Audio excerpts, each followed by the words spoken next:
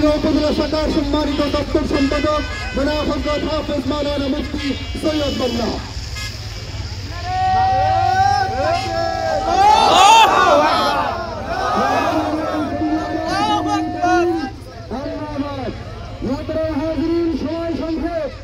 আমাদের হৃদয়ে রক্ত বলছে, আমরা বেশি কথা বলবো না।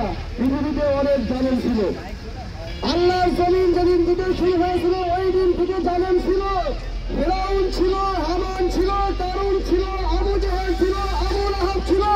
পৃথিবীর কোন জালেম টিকতে পারেনি। নেতানিয়াহু টিকবে না,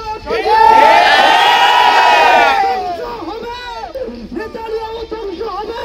ফিলিস্তিন জিন্দাবাদ, ফিলিস্তিন বিজয় হবে ইনশাআল্লাহ। আমাদের এই সিংলায় এক কুরাঙ্গার স্বচ্ছ আমার নবীকে নিয়ে প্রযুক্তি করেছে। এই ভাই এবারে আমরা ঝুড়িয়ে মারতে উৎখাত এইরকম কোন কুরাঙ্গার আবার সিংলায় দেখতে চাই না, দেখতে চাই না। আল্লাহ আমাদের সবাইকে মুসলমানদের পাশে দাঁড়িয়ে তৌফিক দান করেন, আমিন। أعوذ بالله من الشيطان الرجيم بسم الله الرحمن الرحيم غير المغضوب عليهم ولا الضالين।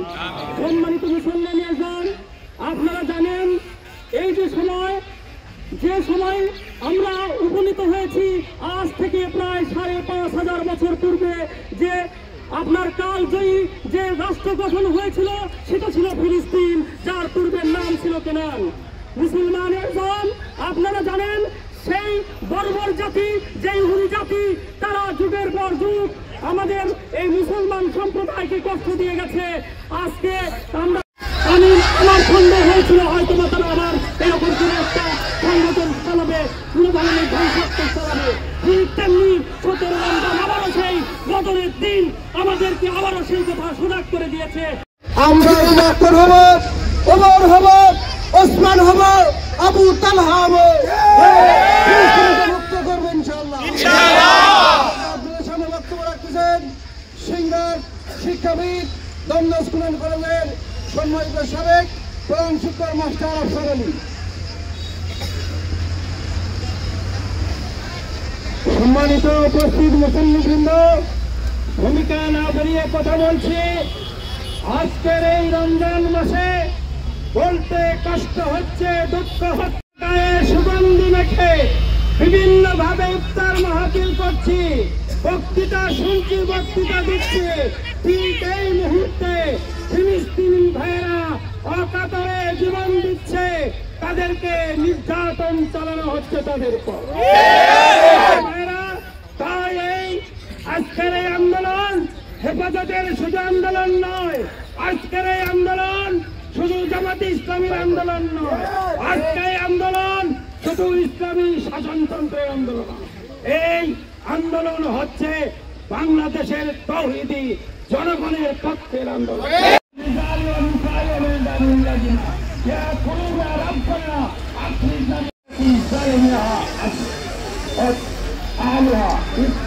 এখন একটি সিদ্ধান্ত কোরআনের দিকে ফিরে যেতে হবে। সেই সব মুসলিম, শিশু, নারী, দুর্বল মানুষেরা সেখানে জামাতে ইসলামীর পক্ষে ছাত্ররাই হওয়া রয়েছে। আমরা ইতিপূর্বে হাজার টাকা উপজেলা থেকে পাঠিয়েছি, জেলা সংগঠন থেকে লক্ষ লক্ষ টাকা পাঠিয়েছি। কাজেই আপনারা শরীর হন, ফিলিস্তিনের ভাইদের কাছে দাঁড়ান। আমার তৌফিকি ইল্লা বিল্লাহ। তার মধ্যে আমাদের রক্ত খরচ চোখের পানি ঝরঝর করে পড়ে। সারা বিশ্বব্যাপী মানবতার গল্প বলে মুসলমান নিধনে রেখেছে। এই মুসলমান নিধনে আমি বলতে চাই, যেভাবে মুসলমান নিধনে চলছে সেই ধারাবাহিকতায় করেছেন, ধারাবাহিকতায় মন্তব্য করেছেন, তাদেরকে সতর্কতা করে দিতে চাই। না আমি